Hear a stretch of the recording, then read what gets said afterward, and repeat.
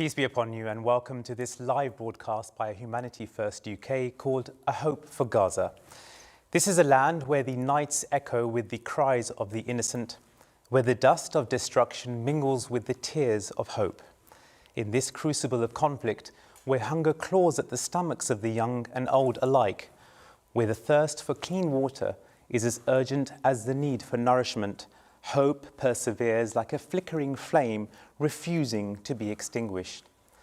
The need is dire, medical supplies are scarce, and the call for additional medical staff echoes in the air. Yet amidst this devastation, there are heroes, doctors, nurses, aid workers, navigating through the debris, extending healing hands to the wounded and vulnerable. This programme is not merely a portrayal of destruction, it's a testament to the resilience of a people. It's a call for action, for compassion, and for unity in the face of adversity. I'm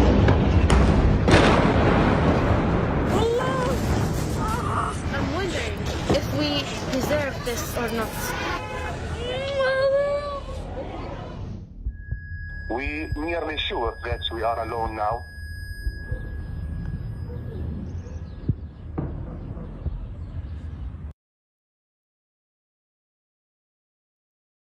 Palestinians can't leave Gaza, the narrow strip of land that is not only one of the most densely populated areas in the world, but now one of the most bombed.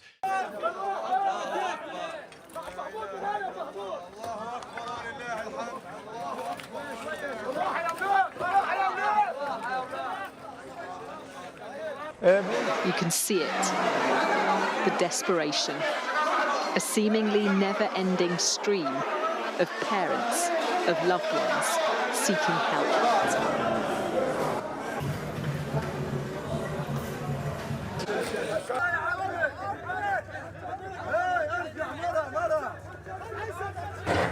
What shocked me the most were the children with atrocious injuries and at the same time having lost their parents with no one looking after them.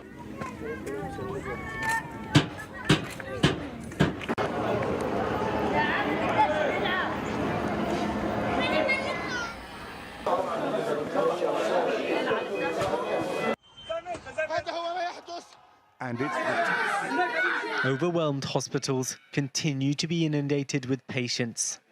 Half of all hospitals in Gaza are no longer functioning.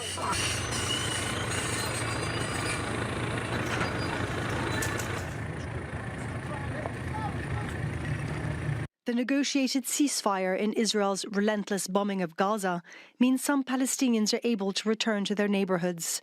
But nothing looks or feels familiar anymore. Total annihilation of homes, communities, the complete destruction of the fabric of life here.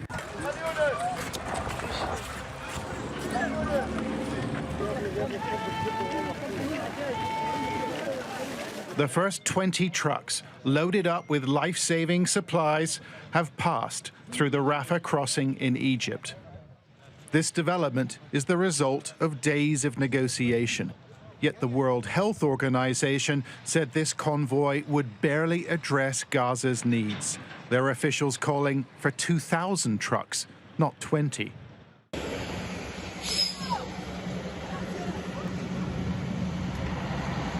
Scenes verging on the apocalyptic. Men wading through the aftermath of an Israeli airstrike, looking for the injured, more often than not, finding the dead.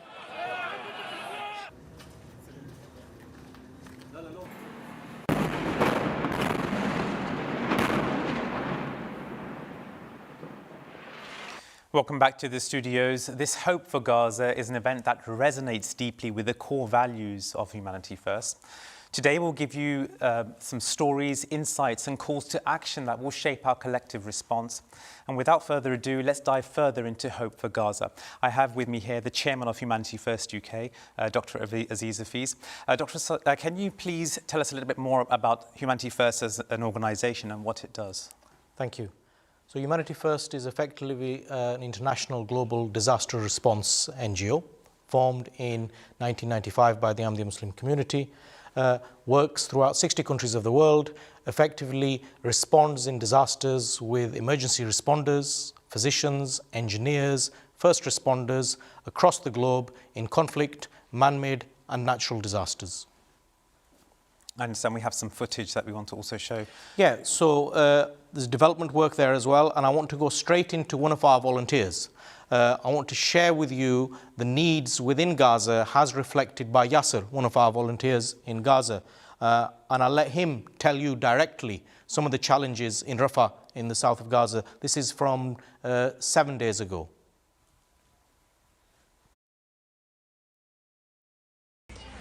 Here, in the west of Rafah city, in the southern of Gaza Strip, thousands or say hundreds of thousands people found themselves in the streets, with no homes or even shelters after they were forced to leave their homes abruptly by Israeli forces under heavy bombardment of thousands of artillery and Air Force strikes.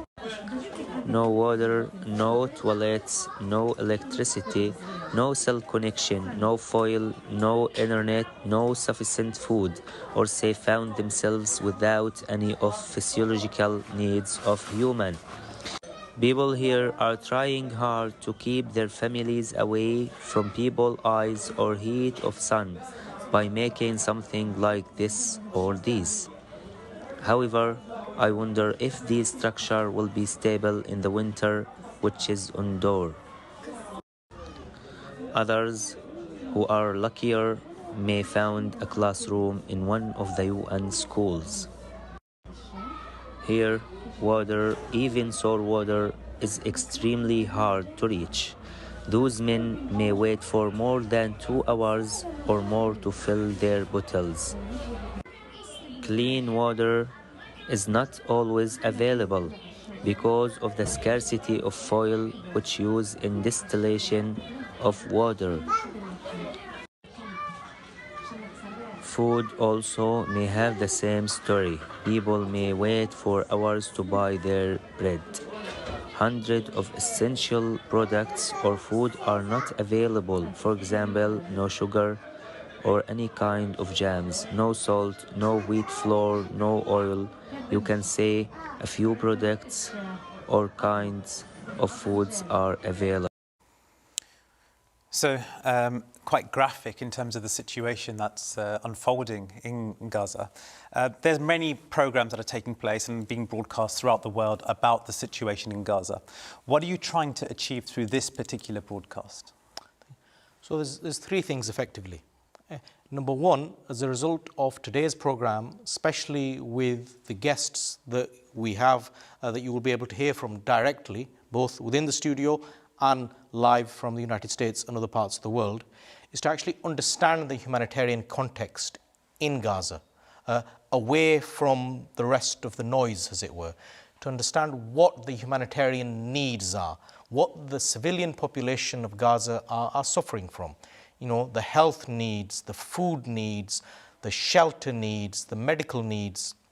So it's to understand these needs initially, purely from a scientific point of view, and also to understand the impact those needs are having on men, women and children across 2.3 million people. And then finally, what we as individuals can do to help in that need, be that advocacy or be that actually playing a part in trying to assist. So that's what I hope we can achieve from today. Let's hope that they can take place. These are not just stories, these are real things that are happening to people right now. Let's take a further look at what's happening across on the other side of the world. I've just visited the European Gaza hospital, and the things I saw there is beyond anything that anyone should be in a position to describe. What shocked me the most were the children with atrocious injuries and at the same time having lost their parents with no one looking after them. We are facing a situation here that will not be healed by sending in more trucks. We need to provide protection to the civilians in Gaza. to the women and children, to the elderly people that I saw today that have nowhere to go. The majority of people I met today have been displaced several times. I met people who have lost limbs because they needed to evacuate between treatments, and they lost a hand or a foot because they couldn't be treated in the hospital where they arrived first. I was told today that the North has lost its entire surgical capacity. We have to find solutions to this. We can't turn away from what is evidently a moral failure in the face of the international community. I'm calling on all parties, on everyone who has an influence, to de-escalate and to find the military solutions to what is an immense suffering of the people on both sides. We have to protect the rights of the people. We have to protect the rights of the civilians. We have to protect the rights of the detainees. We have to protect the rights of the hostages. The ICRC will do its utmost to help alleviate and reduce the suffering, but we can't do this alone. And there's not only a humanitarian solution to this, there must be a political one.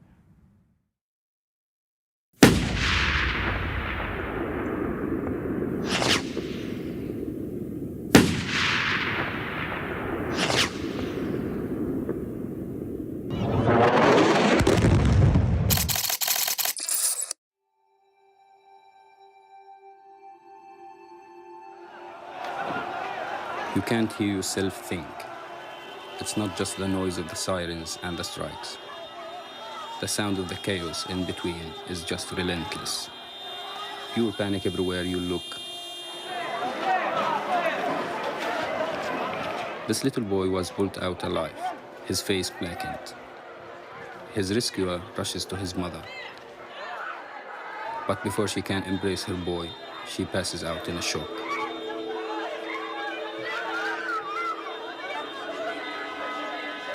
There are more than 2 million people living here. Almost half are children. Families are rushing, trying to make plans. Every second matters. Gaza is under a complete siege.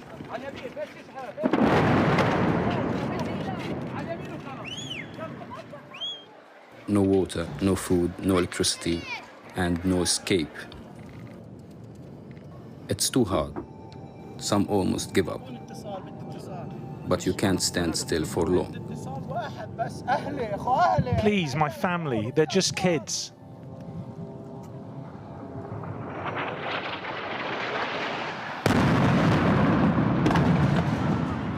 This afternoon, I met Plestia on the street close to where her home once was. Now it's not even safe to walk. Like, as you can see here, this building caught a fire as well, other than the bombardments that happened. So it's not safe. Nothing is safe, literally. Now nothing is recognizable. This is an ambulance. She's afraid of what's happening now and what might happen next.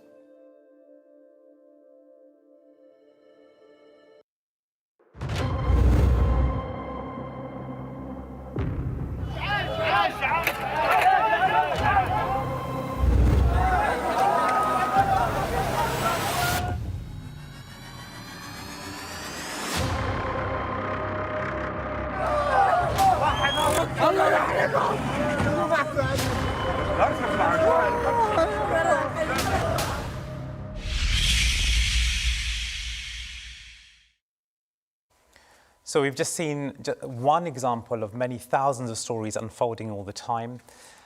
Now a doctor who is operating on site talks about the medical conditions and the challenges they face there.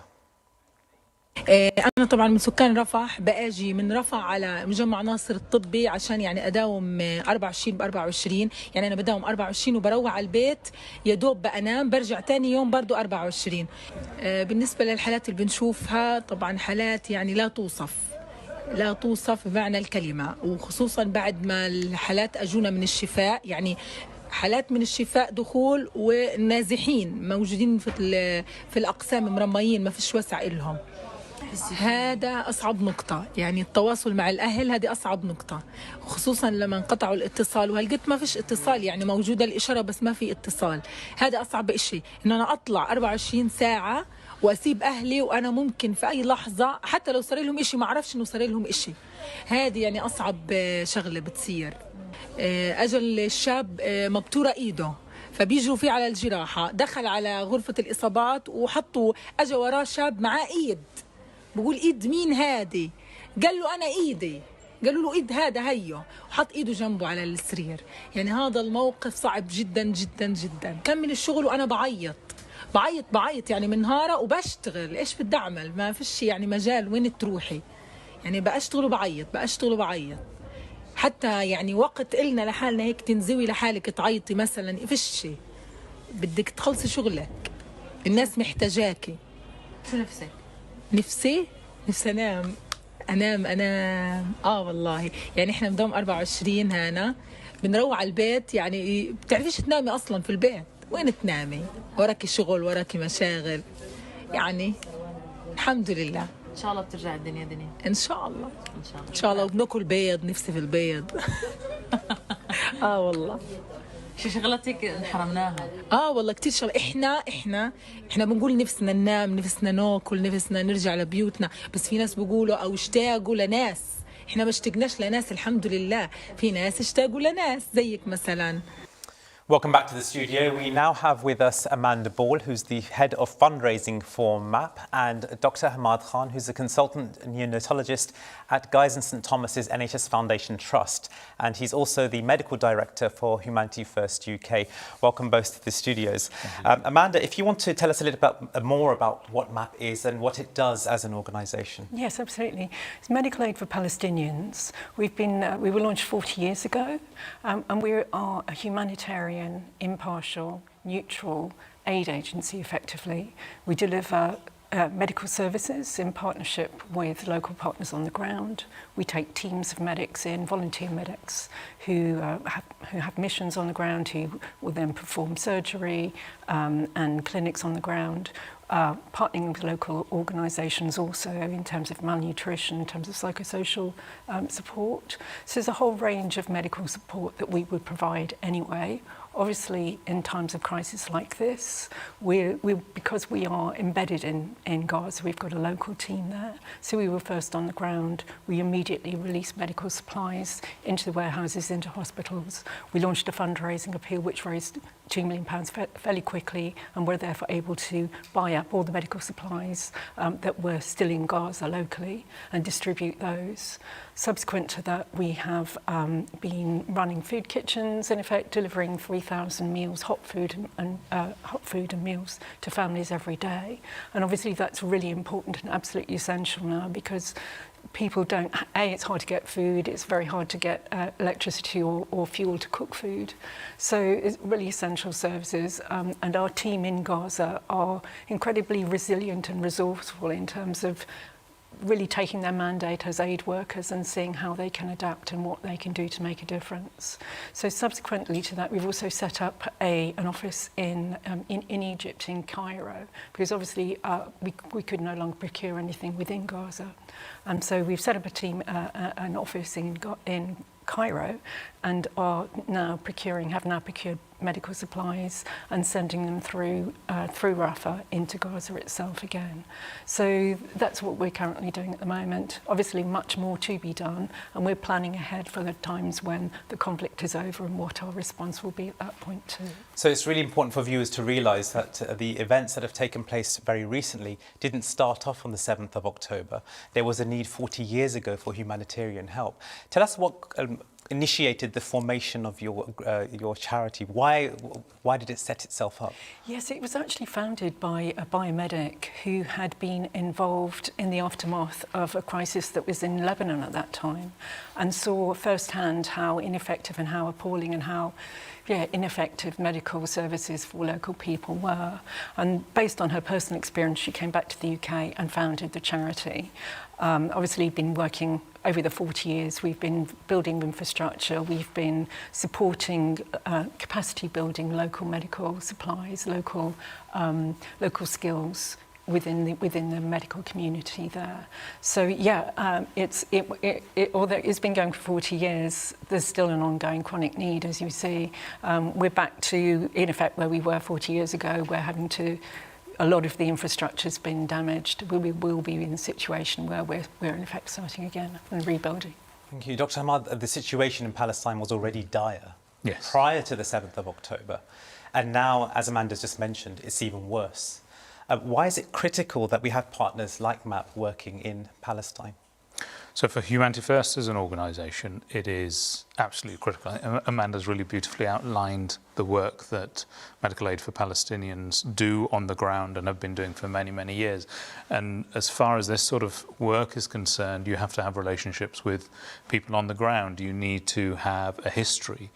And for Humanity First, partners like Medical Aid for Palestinians, Anera and others are really, really critical, because we can work in partnership together to achieve the same goals. And I think one thing that can perhaps happen, especially in these really critical situations, is that unfortunately aid agencies can be working perhaps in rivalry with each other rather than partnership with each other. And so actually these partnerships are really, really important for that reason. And I'll just touch upon one thing that you said and that Amanda spoke about as well, and which is really important, because when we think about the situation as it is in Gaza right now, and the situation that has arisen in response to the devastation, the indiscriminate bombing of Palestinian homes, of infrastructure, of people, and people dying as a result of all of that.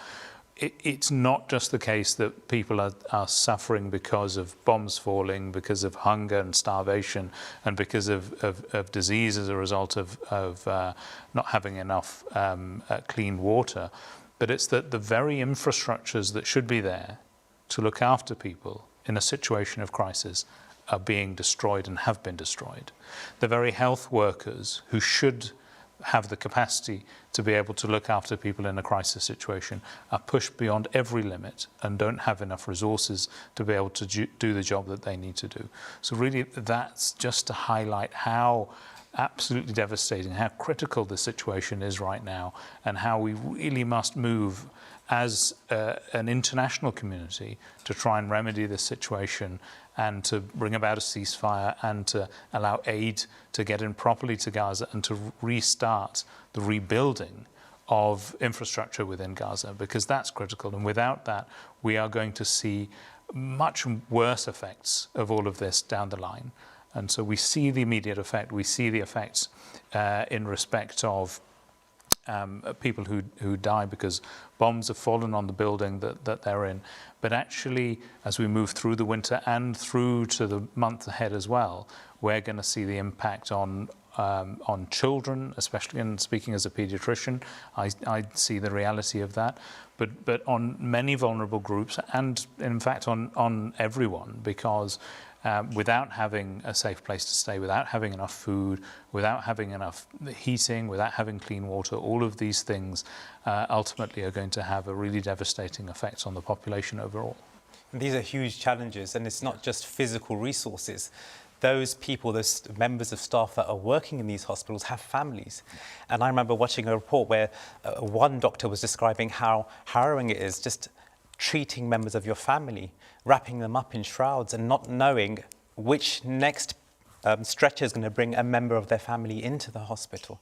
So these are real challenges, and it's great work from charities like MAP that's taking place on the ground that's helping. And we couldn't have the chance for your CEO to be with us today, Melanie, who I understand has been a good friend of Humanity First UK for many years, and you've been working in collaboration together as two organisations with the same aim and objective.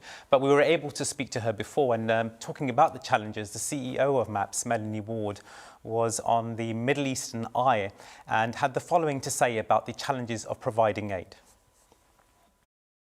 I'm hearing from my staff on the ground is that every day which passes makes it more and more difficult to sustain human life in Gaza. That's because of the systematic denial of food, water, medicine and fuel to the civilian population in Gaza, including to the hospitals. And it's because of Israel's indiscriminate bombing which has been killing so many civilians. Soon we will approach the marker where 10,000 children will have been killed by the bombardments from the air. The situation couldn't be more grim. We're running out of words to use to describe what is happening to civilians in Gaza. There are fewer than 1/3 of hospitals in Gaza that are functioning now, so that's fewer than 12. Even primary healthcare centres have been taken out of action. It's completely impossible to save lives anymore. Ambulances are not functioning. The civil defence, which usually digs people out of the rubble, is unable to do its job. We just can't get supplies in. Amanda, if you want to tell us a little bit more about the situation in Gaza and tell us a little bit more about the reality that these heroes, I would say, are facing in the face of bombardment and lack of supplies. Yes, it's hard to imagine, isn't it, when we're here? But I mean, UN experts themselves are saying it's at risk of genocide.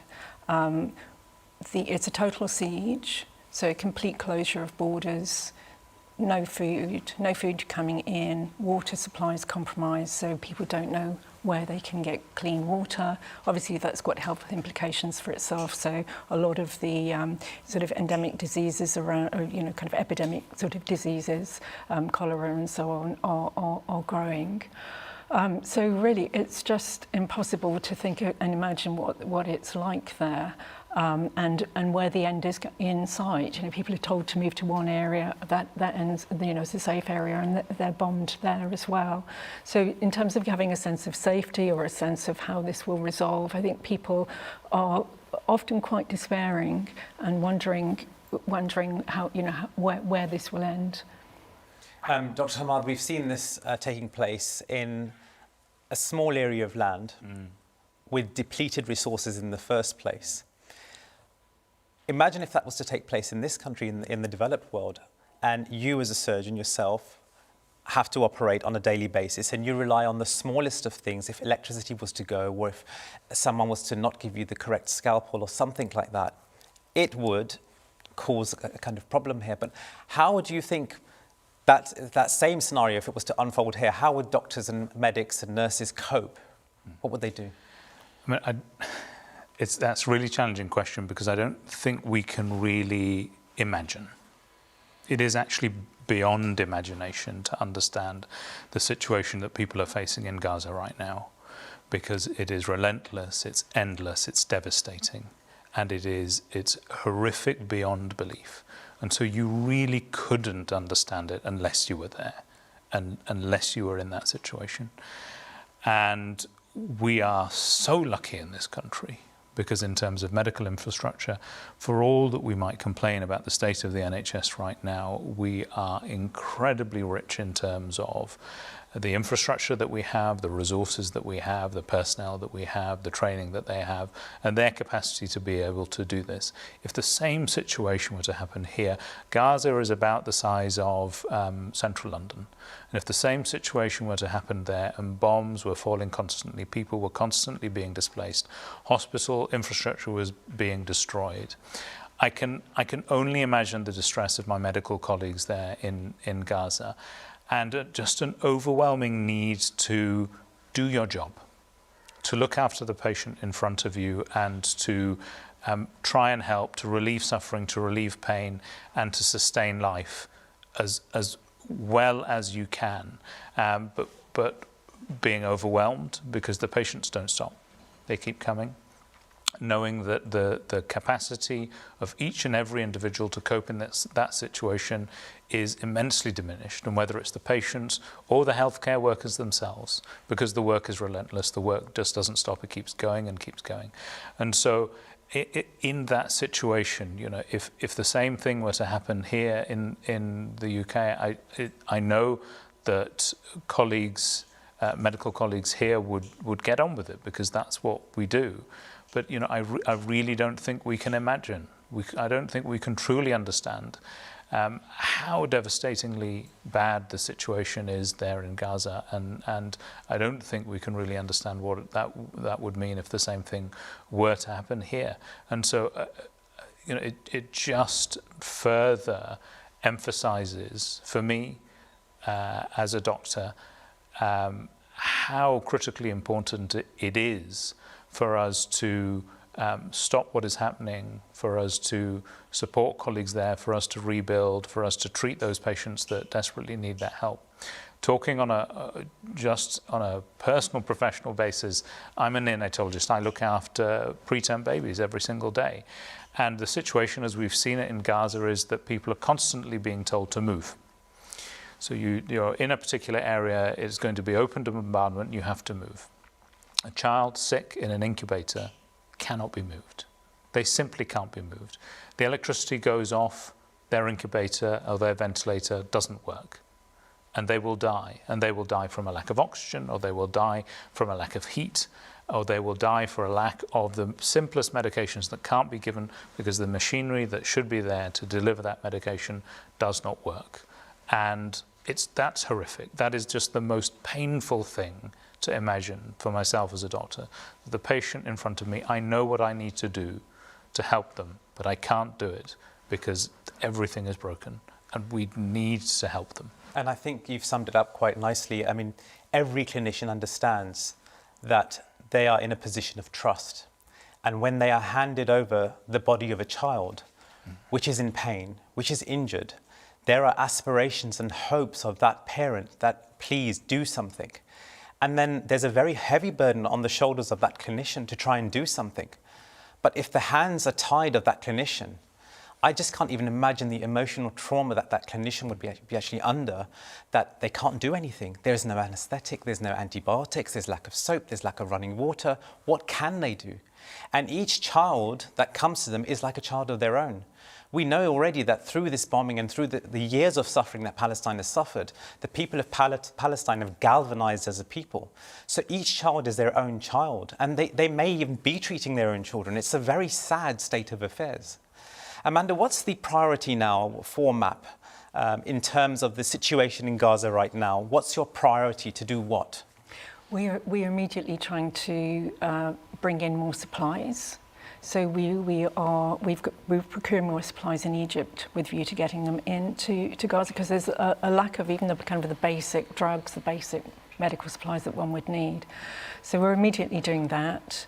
We're looking ahead to the longer term, to what we can be doing once the conflict's over. So we're sort of programmatically looking across each of the, so for instance, there'll be a number of people who have had post-operative, who've been operated on, who ordinarily would still be in hospital, who are now at home, or who are not now cared in the community in very ineffective ways. And so part of MAP's new mission will be kind of looking at how we can support those, also looking at how we can help with the preventable diseases that are just absolutely rife now, things like hepatitis, cholera, that sort of thing. A whole range across. So we're kind of looking very strategically across each of the health challenges, malnutrition, mental health, women's health, for instance. Across each of those, looking programmatically, what can we be doing so that as soon as we're able to mobilise, as soon as this immediate conflict is over, and one has to hope and pray it won't be too much longer, that we're fully ready to go. So in the short term, we're calling for a ceasefire. We're doing what we can in advocacy terms across every channel that we can reach, speaking to it, knocking on every door, reaching everywhere we possibly can, calling for a ceasefire. In the meantime, trying to mobilise to get resource in there, so sending more medical supplies in, and then looking longer term about how, so that we are immediately ready to mobilise once the opportunity allows. We're hoping that many thousands of people will be watching this. Dr. Hammad, as Medical Director for HF UK, what would your take-home message be to those people who may be receiving this message right now? So I think I would say to people watching that we're looking on our TV screens, we're seeing this devastation, we're seeing the pain and the grief of as a result of the suffering of ordinary individuals, of parents seeing their children dying in front of them or sick and unable to help them, of children seeing their parents dying or hungry and in desperate and dire need. And it feels like a hopeless situation. It feels like we can't do anything to change this. But I think we have to carry that flame of hope for the people of Gaza. Because if we don't, then there really isn't an opportunity for things to change and for things to move forward. So I think that what we can do is advocate. I think we can speak for the people of Gaza. We can say to everyone who has a representative authority that there needs to be a ceasefire, whether that's politicians or other people in whatever position of power that they have. A ceasefire needs to happen, and that the Palestinian people needs to be helped, which means providing aid, bringing that aid in, supporting the rebuilding of the infrastructure, and supporting them to heal. And this healing is not something that is going to happen quickly. Healing is something that's going to take years and decades, but one of the most important parts of the healing is going to be that ongoing conflicts also stop. That the people of Gaza are allowed to live in peace and are allowed to prosper. And that is critically important. And that is something that has been missing over the last 40 plus years for the people of Gaza. So we need to speak to that, we need to advocate for that, and we need to shine a light on the situation as it is in Gaza, not just now, but moving forward as well. Amanda, very quickly, if you want to add anything to that before we move on to the next segment. Yeah, I mean, it's critical that we are there inviting people to join us in terms of restoring health, restoring dignity, reaching out and providing help. So I would implore anybody listening, please do two calls to action. One, lobby your politicians, lobby people who make a difference. And secondly, please donate, because in future, it's important that people together are reaching out, that MAP has got the know-how, MAP's got the networks. We need other people to join and partner with us to deliver the future change. Okay, well, thank you very much for your time and coming to the studios today. Pleasure. Thank you very much. Now, HF and other charities are here to help the victims, those innocent people caught up in the horrific and tragic circumstances. Let's take a look. As we came to the hospital this morning, just down a side street, 50 to 100 metres, no more away, you could see where a blast had hit. The smoke still pouring. We moved as quickly as we could from there, because a second attack often comes quickly. That's why only an hour later did we start seeing the bodies and the injuries coming into the hospital. There's a palpable sense of fear from people here now, and just a sense of confusion on the ground, because the sky is just, I don't know if you can hear it, but it's just full of noise. I'm in a room in this hospital where women and children stay. There must be 100 people. Children now have been woken up by the bombs and the explosions. Parents just have that look of the feeling no parent ever wants to experience, which is helplessness. That they have done everything they can. I've been to this place every day for the last week. There are children I know, there are children's names whose names I now know. Their faces have completely changed. They have turned back again to a sense of fear and confusion. If I look at the family right in front of me, I'll just kneel down here. It's a mum and 3 children. If they brought with what they could carry, I know this family. They had an apartment in Gaza City. The 9-year-old little girl had a laptop, a normal life, school. The mum, the mum works. That's all gone. That's all gone. Her husband was killed in one of the attacks. They fled. This scene is repeated across the Gaza Strip. There are more than 1 million people in this situation, much, much more. It's just on sunrise now, a night of utterly relentless bombardments. I cannot stop thinking about the 1.8 million people here in the south. I don't think there was more than a 5 or 10 minute period throughout the course of the night, and I really didn't sleep, where something wasn't flying overhead or the sky being lit up. And the 1.8 million people in the south. I spend my days in Khan Yunis. It is mattress next to mattress, person next to person, 10,000 people in that shelter, 20,000 in that shelter, 500 sleeping outside.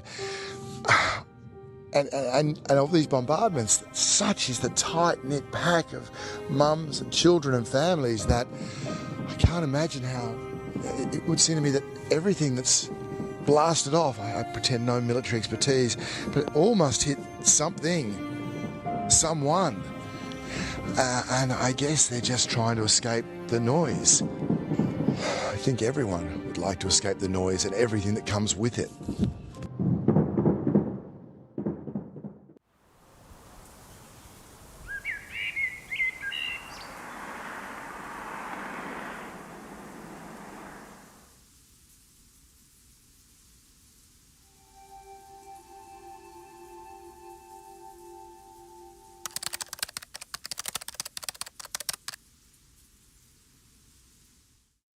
حلم أصير دكتورة كبيرة. إني أكون مدرسة. أصير مهندس ونعمل بلدنا. بحلم إني أدخل الجامعة. يكون عندي أيباد ويكون يوتيوبر. حلمي يصير عندي سيارة رونالدو. أنا بعرف ألعب كورة. روح حط الكورة فرزي ألعب فيها.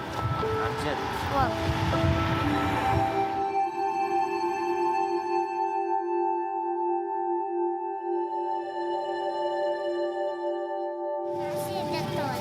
دكتورة؟ ليش حابة تصيري دكتورة؟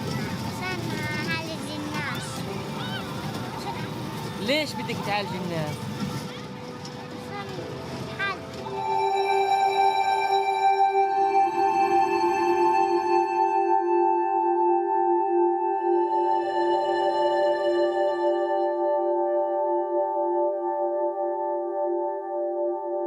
نرجع الأقصى، نرجع أرضنا، ديوننا، بيتنا، مع بيت جدي القديم نشوف إيش في غادة.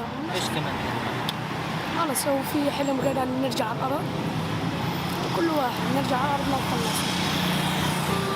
وأبني البلد وأعمرها وأشوف البلد على إيدي إن شاء الله تكون روعة.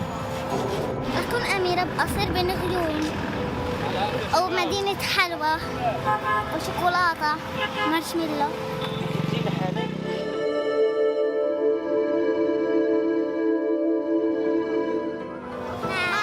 ما إنه يقصفوا بيوت وبروش ويخافونا كده ويطلعوا ناس من بيوتهم. يا رب كلنا نضل عايشين.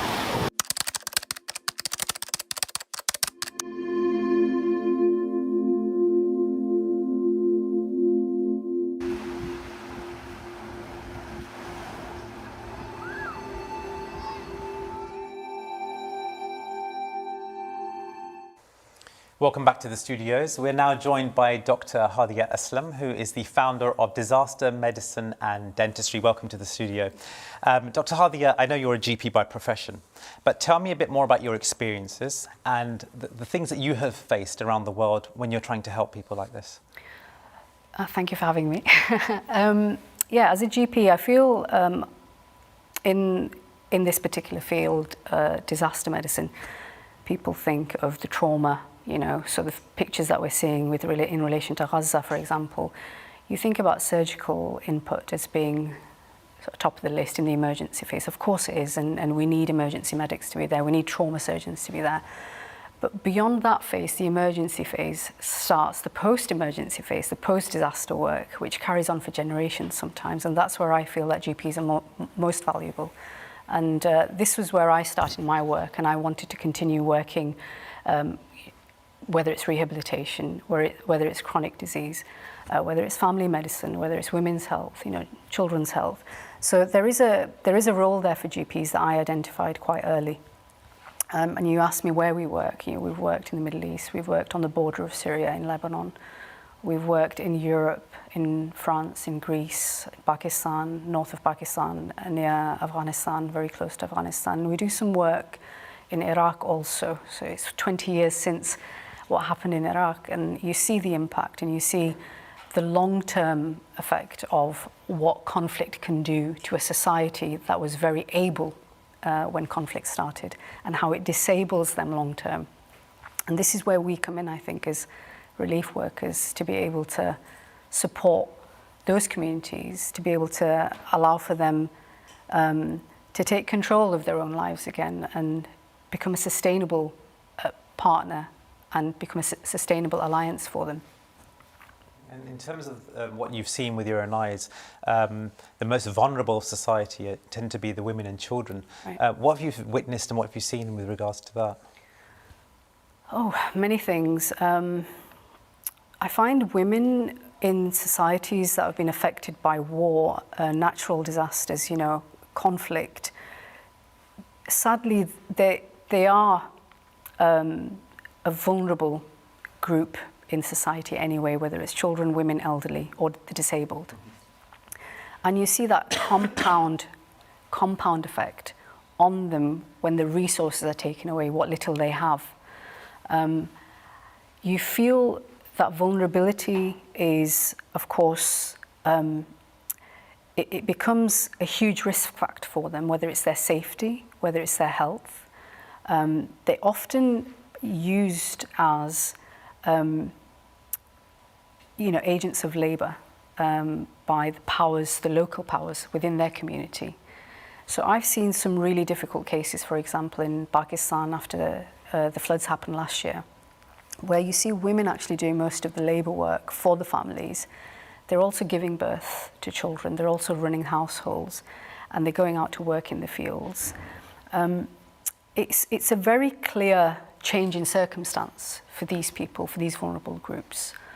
An example with regards to children, I feel it's the mental health impact that you see long term. One small example I can give you is in Lebanon, when we were doing some general medicine clinics in the refugee camps in Beqa Valley.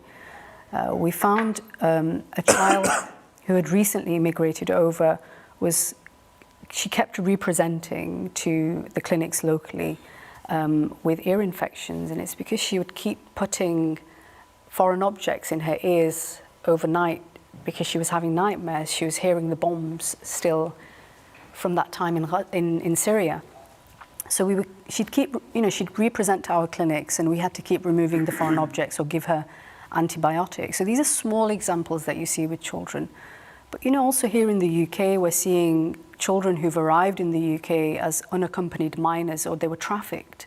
And because they're vulnerable, because they don't have guardians, because they don't have parents, this ends up happening to them, where they can arrive into places like Europe, in the UK, unaccompanied with any adults.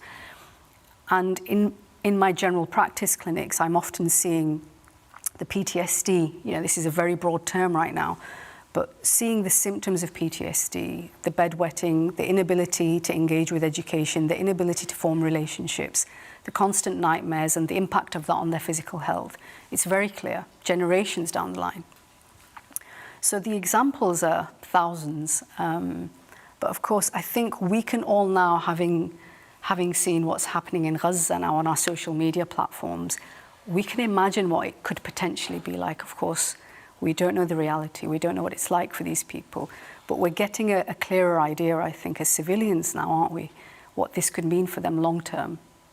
Yeah, I think you've nailed it in terms of this is the first time, I think, that a war has been graphically described by visual images which are coming from the people themselves, and not a skewed script, right, which is written in a broadcasting station on the other side of the world, which has puppet strings attached to that script. Right. This is the real time that social media and the youngsters of the world can really see through what the politicians are actually saying. Right.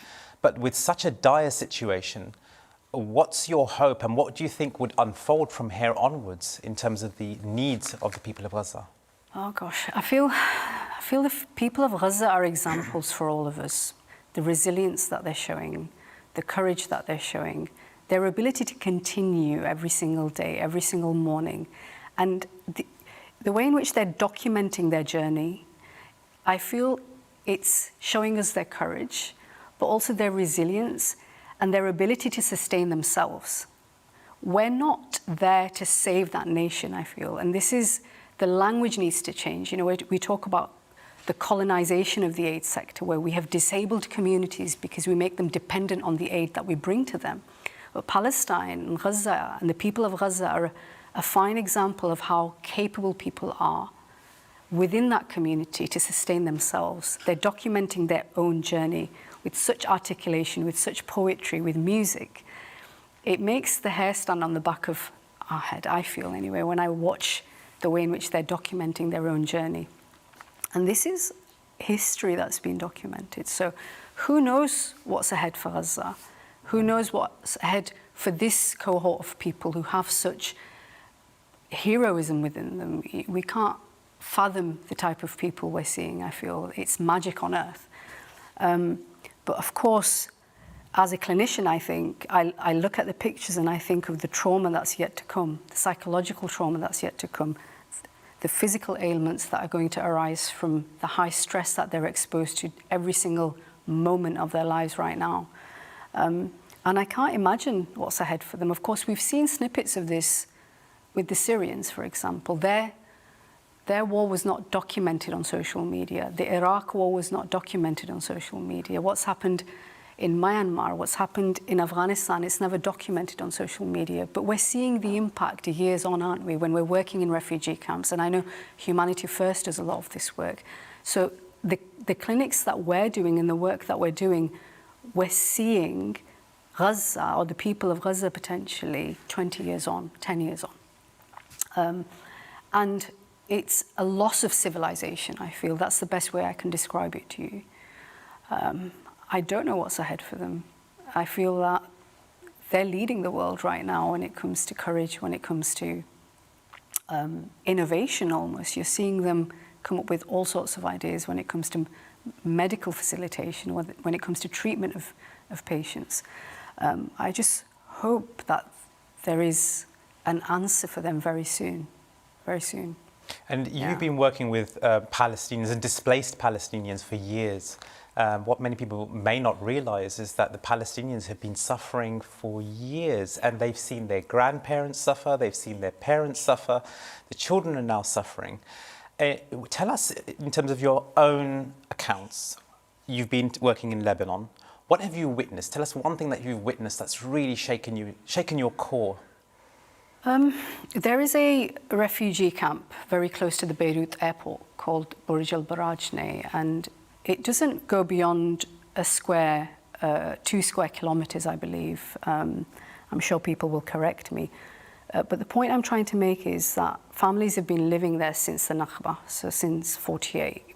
Families have been living there. People who were born there have died there.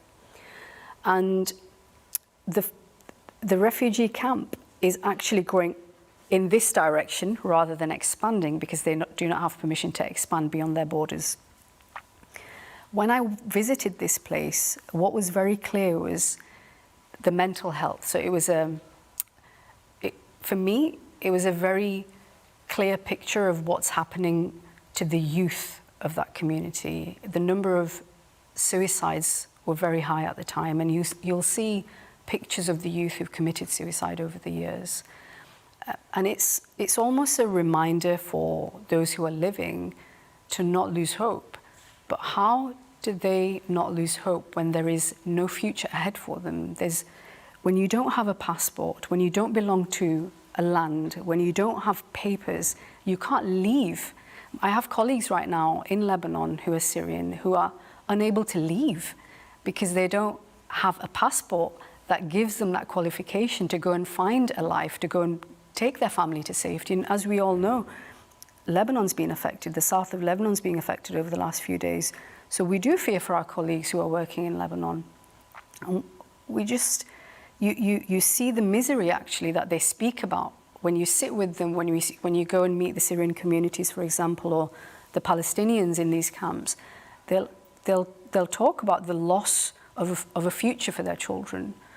So certainly it's the suicide attempts that really got me, those in their 20s and their teenage years who don't see a future ahead. That's really sad, because the future lies with the younger generation. And in particular, we've seen in this conflict where thousands of children have literally, innocent children, have been crushed to death in their own homes. One really thinks about what is the future for Gaza, and the title for this broadcast, Hope for Gaza, I'm hoping, will actually spark a new flame in the right direction. And in terms of yourself working so charitably for so many years, what would you feel the world needs to do and other charities need to do to make that hope a realistic change for the better in this part of the world? We need to decolonize this space. What we're seeing in Gaza is generations of what we're talking 70 years now or more, a land that's been colonized. But our humanitarian aid sector has been colonized. It's an extension of the same problem. We're disabling communities when we're giving them volunteers, when we're giving them international charities. We need to make communities sustainable. We need to be able to stand in solidarity with them so they can empower themselves. They can help themselves, just like they were before we arrived, before the West arrived, before the UK arrived, before America arrived.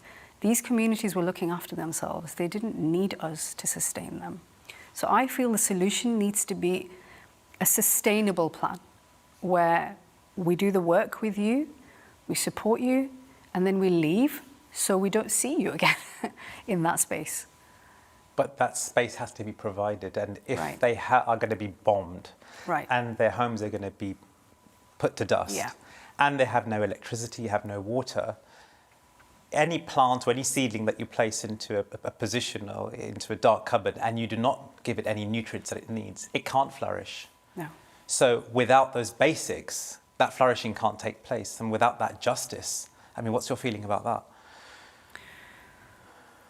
It's it's a saddening thought, because that's the reality right now. But what happens after the acute phase? I guess I'm thinking long term, you know.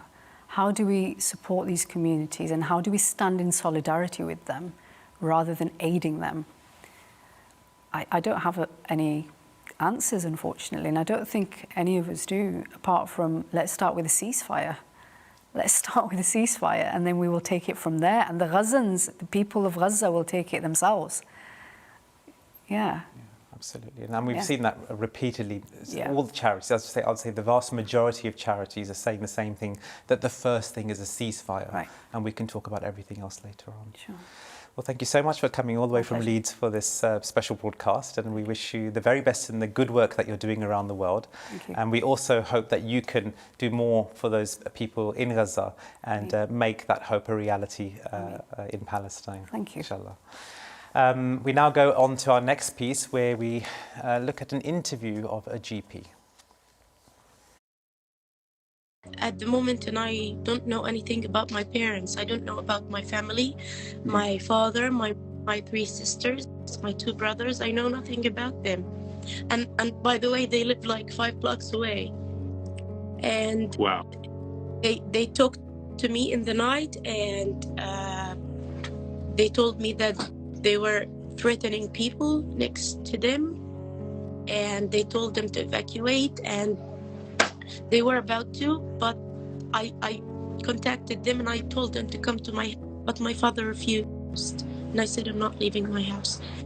And the last thing I know that I kept calling them all the night. I haven't slept, by the way, and nothing. The messages are failing. There is no connection at all. I can't even call it as bad connection. There's no internet connection at their place too. And I know nothing about them. I even wrote something on Twitter to ask the people to contact them. And people from outside are contacting them, and they are not replying. 3/4 of the Gaza camp right now doesn't have internet or power, so we don't know the news. We only hear airstrikes. We only hear bombardments, we only hear shelling, and we don't know where it is. I don't know if my family is alive. I don't know if my neighbors are alive. We know nothing. We have always been in our houses doing nothing, being bombed, finding our family members under the rubble, going to hospitals to find out if this dead body is my sister, my brother, my parent, or my friend. This is what the Palestinians have always been doing. Hello, we're here with Humanity First in the Holy Land here in Jerusalem, and we're going to share with you some of the work that Humanity First has been doing over recent times. Our donors back in the UK and across the world are very, very passionate about clean water, particularly for the people of Gaza. We can't thank you enough, and we're hoping that this will be the start of a long-term relationship.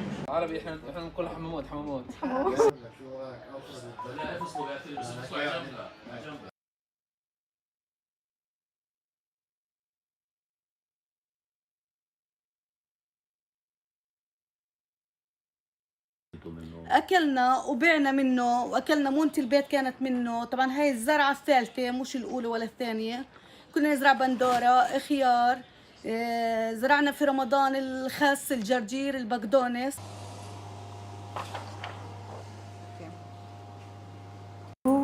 وكثير سعيدة إن حوصل رسالتي للأطفال للأشخاص اللي بيعانوا من نفس الوضع اللي أنا فيه.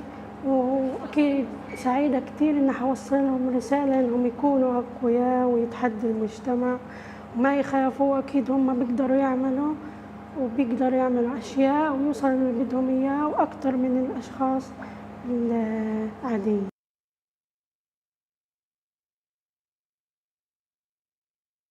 14 years, they have not been able to cross outside of Gaza and update their medical knowledge.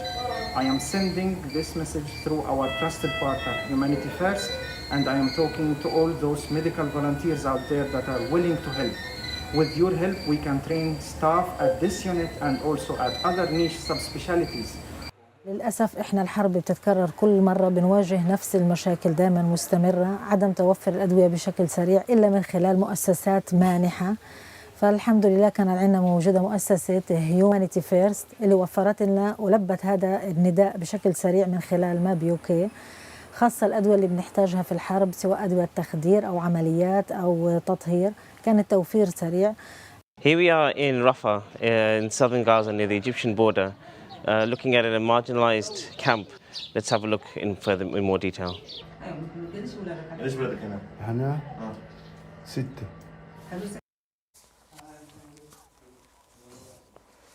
We're now joined by another partner of Humanity First, and that's called Anera. And the CEO for Anera, Sean Carroll, is joining us now from the United States. A very warm welcome to you, Sean, to this live broadcast. Thank you. Good to be here. Fantastic. If you could introduce your organisation and tell us a little bit more about what it does and some of the experiences that your workers have had on that side of the world. Sure. Anera, or American Near East Refugee Aid, is a 55-year-old U.S. NGO that was formed after the '67 war. So unfortunately, we're no stranger to this kind of response, although no one could have imagined the level of destruction and despair and humanitarian emergency and crisis we're seeing here. But we've been working in Palestine, in the West Bank and Gaza for 55 years, and we only work in the region. We also have programs in Lebanon and Jordan. But from the beginning, the focus has been on working with and in support of Palestinian communities. And so we're very active now. We have 12 staff in Gaza. They are safe. They're not safe, they're alive. But 3 of them have lost over 30 family members. And they've continued to work and deliver humanitarian response in these difficult days. And what does Anera do for the Palestinians? If you could tell us a little bit more about that. Sure. Well, we're a humanitarian organization and a human development organization, and our preference is to work on the longer term human sustainable development in agriculture and livelihoods and education and community infrastructure. And that's the kind of work that we spend more time on and in normally and have wonderful partners, including Humanity First UK, to do that work. But we are always doing humanitarian relief. We do a lot of delivery of medicines and medical supplies. Last year, nearly 150 million in the 3 countries we work in. But it's that long-term sustainable development that we want to do more of and hope we can get back to soon. And what's been the impact of the work that Anera has been doing both in the past and now since the 7th of October? Well, you can see it in the communities we work in. And all we need to do is scale that up. We need to replicate it in every community we've seen it since October 7th when we get a phone call, for instance, from a farmers cooperative in Rafah in the south, just a few days into the war, saying, we're calling just to let you know that because of the work that we did with Anera, what you provided, a solar-powered reverse osmosis water filtration system and irrigation pump, and this is the kind of work that we do with Humanity First UK. Because of that, we're still farming, we're still producing fruits and vegetables, and we're feeding 1,000 people. And it made us realize that wherever we have been able to do that work, there's longer-term sustainable development, there's resilience in the face of crisis and emergency, and it reminds us of the importance of that work before the bombing, and hopefully again after this war ends. There are many people watching this broadcast who have donated towards charitable funds of Humanity First and may not be aware of where their funds are going in terms of how they're being spent in the Palestine area. Can you tell us about the long-term collaboration that you've had with Humanity First and where those funds have been used in Palestine? Well, the partnership is absolutely wonderful. We've been very grateful over the past few years. Dr. Aziz and the whole team have been perfect partners. We work well together. We're aligned on our vision. We have transparency, communication. We share stories, both anecdotes and data on the work. We've traveled together to see some of the work. And I'm just so grateful for this partnership. And I mentioned some of the kinds of things we do, the reverse osmosis water filtration systems, which we've put in health clinics, which provide both a way to purify the water to take care of healthcare, including precision medical equipments that need purified water, but also provide community water. So we always, when we do a water system, we hook it up so that the community can benefit too, so that outside the healthcare clinic, there's a water fountain that the community can come and use. These rooftop gardens you're seeing here is another area where we partner with Humanity First UK. We've done over 200 of these in Gaza, and we're hoping we can get back, and when we rebuild, we'll do thousands of them. Our agronomist, here's one of the water fountains I mentioned, our agronomist in Gaza, after he had done a few 150, 200 of the rooftop gardens, said, I want to put one on every roof in Gaza. And it's hard right now to think about that possibility, but we're committed to that kind of vision. This is a reverse osmosis water filtration system connected to a solar panel system in a hospital. The work is really, it's wonderful, and it's very impactful at the institution where we work, but for the community around. And that's key, to have that level of support. Meeting real needs at the community level is what gives some hope for sustainability in the future. What we're seeing now is resilience. So what we hope to see in the future is that you build that self-reliance, that sustainability. So if next time someone who controls the water and the electricity supply cuts it off, in fact, maybe that dependency will be gone and the community can keep surviving and thriving. How did Anera identify this critical need? I mean, water is a necessity for life. And you're saying that since 1967, you've been doing this work. How did you identify this need? And how can you tell us a little bit more so that viewers can understand what are the typical daily problems that the Palestinians were facing before the October crisis, and how you helped? Yeah, well, we respond to what the community needs, and all of our staff are local. We don't have any expatriate staff. They're all in Palestine. They're all Palestinians. In Lebanon, they're mostly Lebanese, but also some Palestinians and Syrians. They're working in the communities that they're from and the communities that they live in, and so they know both what the challenges are but also what the solutions are. And so we work in many different sectors, but we're responsive to what a national development plan for a country we're in calls for, but also what's called for at each local community level. And so in Gaza, water has been a real issue for many decades. The occupation, the siege of both Israel and Egypt on the Gaza Strip has made it difficult. The brackish seawater infiltrates the water system. Anera with partners, including Humanity First UK, has done a lot of work on water, and we've provided a lot of access to safe water. It's more difficult to have continuous access to clean drinking water. We've done some of that, but there's a lot more to do, and we're just not doing enough of it. And the cutoff of electricity from time to time, the mixture of the brackish water, the harm to the aquifer has made it difficult. There's not enough development work going on. There isn't enough support to have strong systems with backup systems that can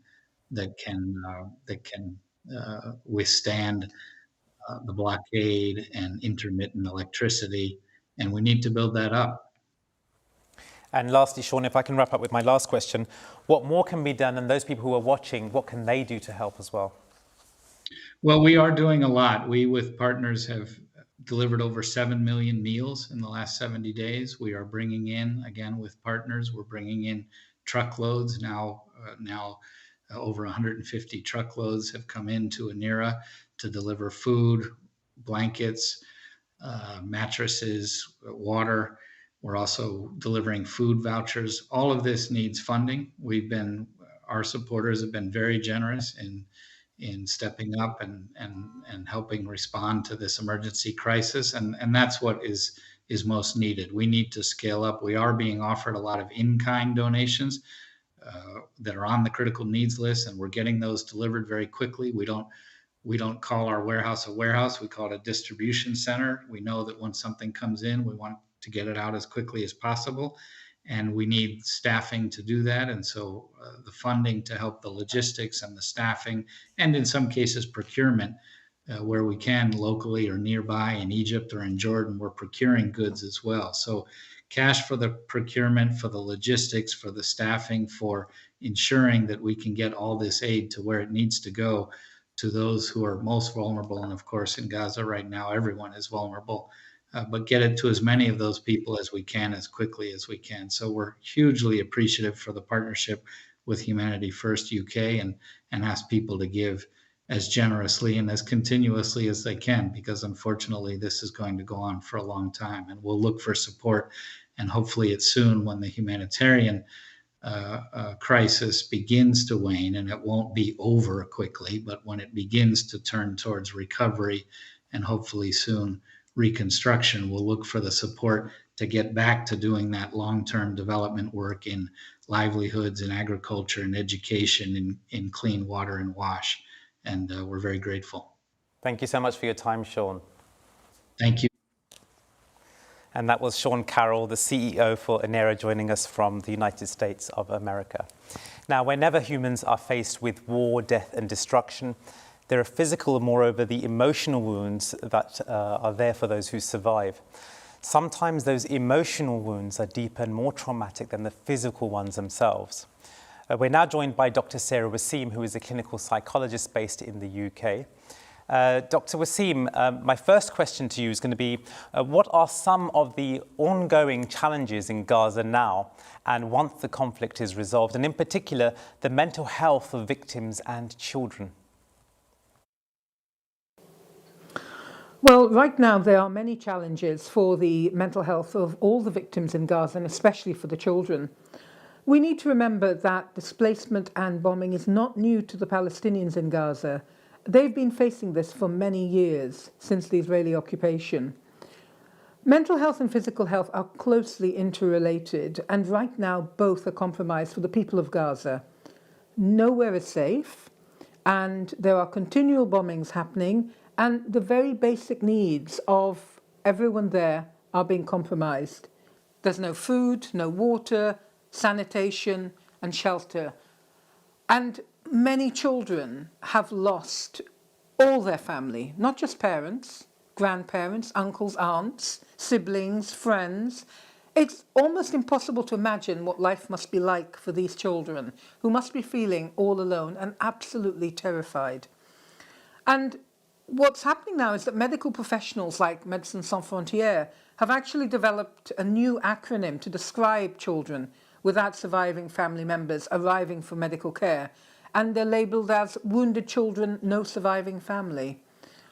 So once the conflict is finally resolved, the challenge will be how the mental health needs of these victims are going to be addressed, many of whom will have no homes to return to, or close family members to look after them.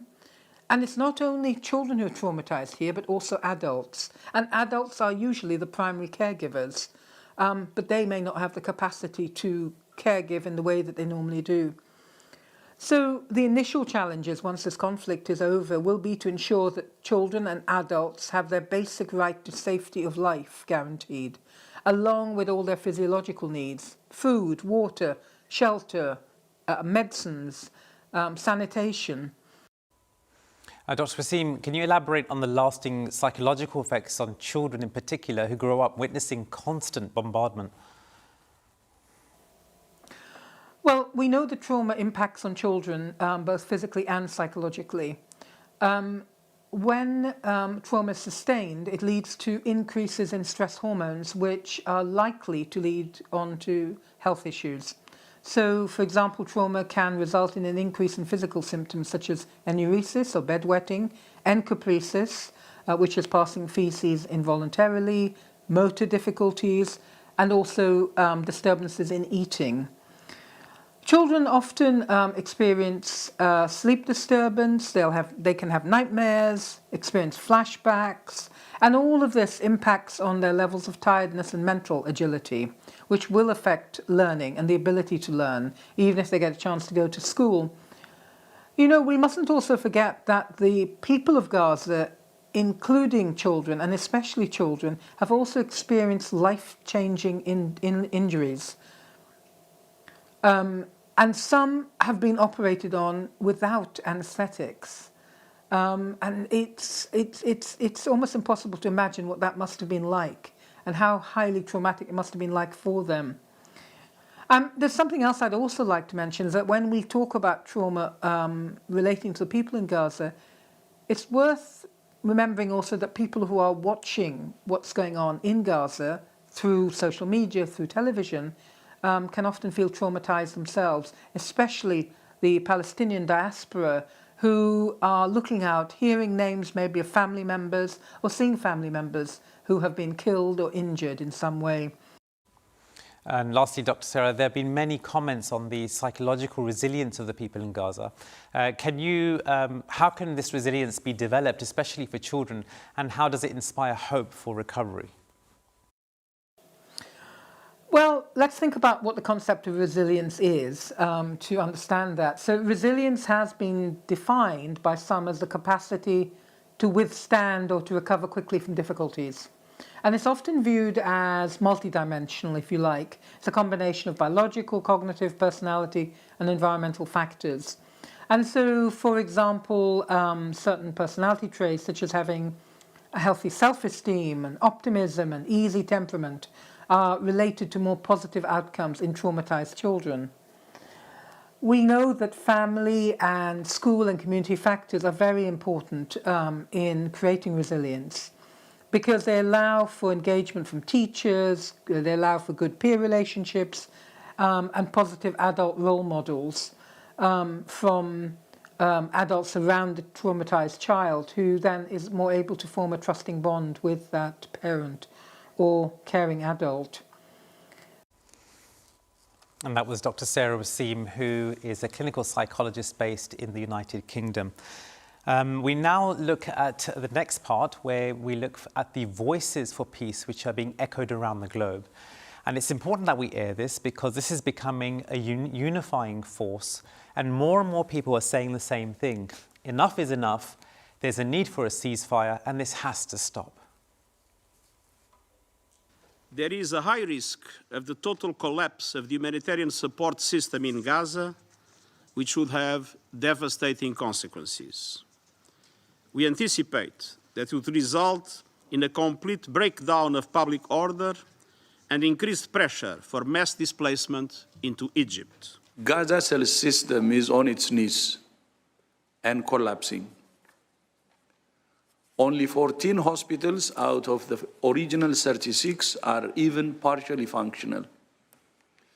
2 north of the Wadi Gaza, and 12 in the south. We have to drive home the message that the only safety comes when the aerial attacks, the artillery, the bombs, when they stop. Penso alla grave situazione umanitaria a Gaza e mi addolora che anche l'ospedale anglicano e la parrocchia greco-ortodossa siano stati colpiti nei giorni scorsi. Rinnovo il mio appello affinché si aprano degli spazi, si continuino a far arrivare gli aiuti umanitari e si liberino gli ostaggi. He was killed in his home, in his shelter, with his family, as has been the case with so many humanitarian workers dying in Gaza. The civilian population has to be protected. It is absolutely essential. And this is non-negotiable. This is an immediate need in the longer term, and it will be a condition, a prerequisite to ensure that for the fight against terrorism. Today, the situation is extremely serious and is getting worse every day. We're calling for an immediate ceasefire now. It's time to end the indiscriminate bloodshed and massive attacks on Gaza. Today, it's impossible for our colleagues to work safely because of widespread attacks on healthcare, which have impacted hospitals, ambulances, medical personnel, and patients. Doctors Without Borders or Médecins Sans Frontières staff who remain in northern Gaza tell us they are exhausted both mentally and physically. They describe a medical emergency that is worsening every day with constant bombings and dwindling supplies to treat the victims. We are rationing what reserves of fuel we have now in Gaza. Essentially, what we should be getting to hospitals, what we should be getting to bakeries to bake bread, we are rationing those supplies. And the message that we have been giving, we here being the humanitarian community, and I represent the humanitarian community writ large, not just the United Nations, is that we do not have a humanitarian operation in southern Gaza that can be called by that name anymore. After them. We are facing a situation here that will not be healed by sending in more trucks. We need to provide protection to the civilians in Gaza, to the women and children, to the elderly people that I saw today that have nowhere to go. The majority of people met today have been displaced several times. I met people who have lost limbs because they needed to evacuate between treatments. राख का ढेरी कर दिया शहर। अब नई सूरत ये पैदा हुई है कि वो कहते हैं कि 1 मिलियन से ज़्यादा लोग गज़ा से निकल जाएं। कुछ उसमें से निकलने भी शुरू हो गए हैं। इस पर शुक्र है कि मरी मरी आवाज़ सही लेकिन कुछ आवाज़ तो UN वालों की तरफ से निकली है कि ये इंसानी हकूक़ की पामाली हो है और ये गलत होगा और इससे बहुत मुश्किलात पैदा होंगी. And welcome back to the studios in these concluding moments of this special broadcast, Hope for Gaza. Joined again by the chairman of Humanity First UK, Dr. Aziz Hafiz. Tell us how we can provide this Hope for Gaza. So as you've all heard today from our esteemed guests, from Sean, from Amanda, from Hammad, from Dr. Sarah, they've all highlighted the challenges, but they've also highlighted the hope as well. That we really need to let people understand around the world and our viewers at home that these needs are real. These are real people. These are real children. They bleed red like my child bleeds red, and they bleed red like your child bleeds red. There is no difference. They are not just an ever-increasing number, a ticker on our screen. So how we provide hope is firstly to actually acknowledge the reality, acknowledge that these children are bleeding, acknowledge that these children are dying. Until we don't acknowledge what's staring us in the face, we can't then go on to the next step, which we'll talk about. It's actually acknowledging the tragedy that's befalling the Palestinians, that's on our TV screens, and not giving an excuse. And by an excuse, I mean, I'm all right, Jack. It's at the other part of the world. It's because of X, Y, or Z. When a child is bleeding, a child is bleeding.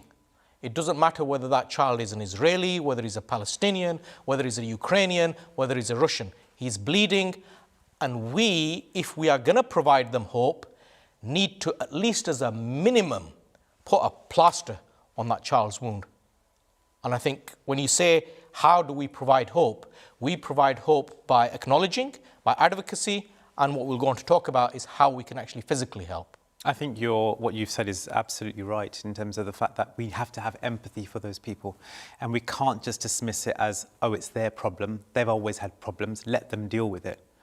It's a matter of having that empathy for those people and understanding that they are human beings, just like we are human beings. Absolutely. So we've assessed the situation. We know the situation is dire. What's the future, and what can we do to help this humanitarian crisis?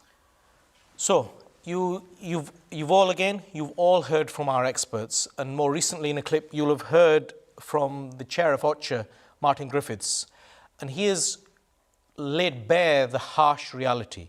The harsh reality in Gaza is, sadly, there is not a functioning humanitarian operation in Gaza due to the multiple challenges, due to it being a war zone.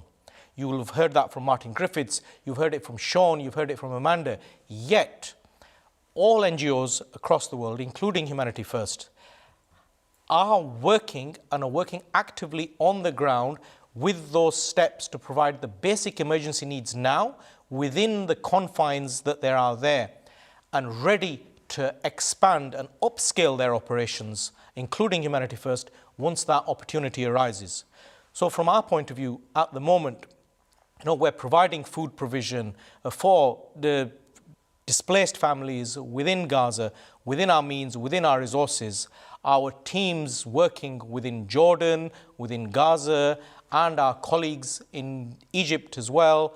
Currently, as we speak, there is aid en route. As we speak, there are winter blankets, there are winter jackets, there is water, there is tinned food en route to the people of Gaza, but these are small steps due to the access issues that you've all heard about.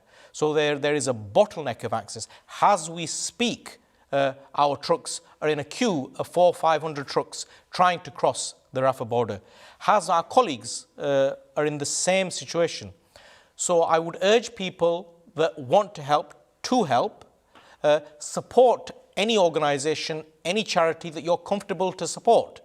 MAP do fantastic work, Anera do fantastic work, we as Humanity First do our work, but please do support that work. And I would hope people understand, from having heard all the professionals that we've heard from today, that the humanitarian operation in Gaza is a very unique one. It is very difficult. It is riddled with challenges, with access issues, with issues of permission, but the work is happening. People are trying, as you've heard from ourselves. Work is ongoing, but there are restraints. And sometimes, if you don't have that ground reality understanding, you feel that, why is this not happening? Why is that not happening? In the tsunami, we did this. In the earthquake, we did this. In the floods, we did this. Sadly, this is a completely different situation. And this situation, if I'm honest, is not going to suddenly change. This is a situation that's going to be here, unfortunately, for the long run. We are not here in Gaza for weeks, months. Sadly, we're there for weeks, months, years. I dare to say for many years. So the work is ongoing, and the work will continue, and we need your support. That's perfect. With that, I think we're going to conclude this special broadcast, which was entitled Hope for Gaza. And we hope from the studios here that each and every one of you watching this convert that hope into action. Our hope helps to support the resilience of those Palestinian people, those people who have lost loved ones, those people who are displaced, those people who are listening to the echoes of the bombing, the constant bombing. And we hope and we pray that those people who are calling for a ceasefire, those people actually help to put that into action. So let's together work to improve the situation there and end this, because every minute counts. On behalf of Humanity First, thank you very much for being part of this movement, and let's carry that spirit forward with that compassion until the next time. With this hope for peace and peace in Gaza, we hope that you have peace and blessings wherever you are.